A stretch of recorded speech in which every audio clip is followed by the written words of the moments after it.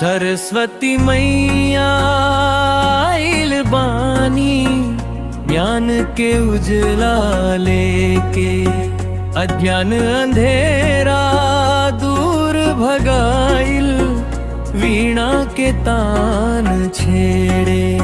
जय जय बोले सगरी दुनिया, विद्या के महारानी।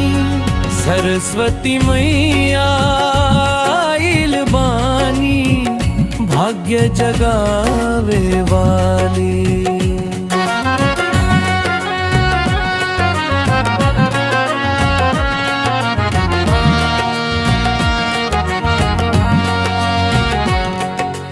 माथे चंदन हाथे वीणा, श्वेत कमल आसन, तोहरे कृपा से मैया पूरा होखे हर अरमान। बुद्धि विवेक के दान दी हस, सच्चाई के राह, पढ़ लिख के नाम कमाई, चमके जीवन चाह।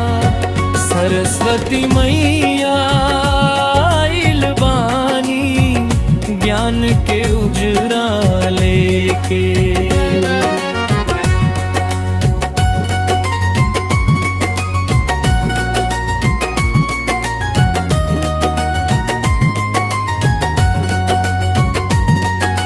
छोट बड़ सब तो से मांगे, विद्या के उपहार।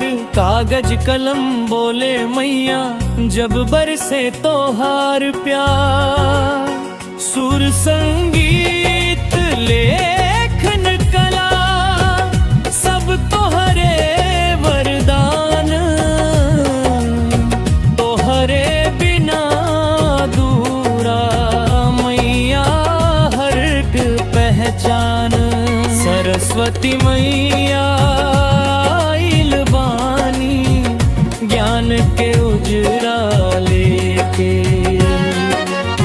सरस्वती पूजा के दिन मैया सजे विद्यालय, भक्ति भाव में झूमे बच्चा, खुले ज्ञान के द्वार। ए मैया कृपा बननी रहे सदा हम संग।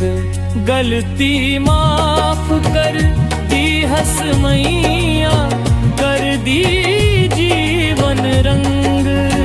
समापन जय हो मैया सरस्वती, विद्या बुद्धि से भर दी मैया जीवन के हर गली।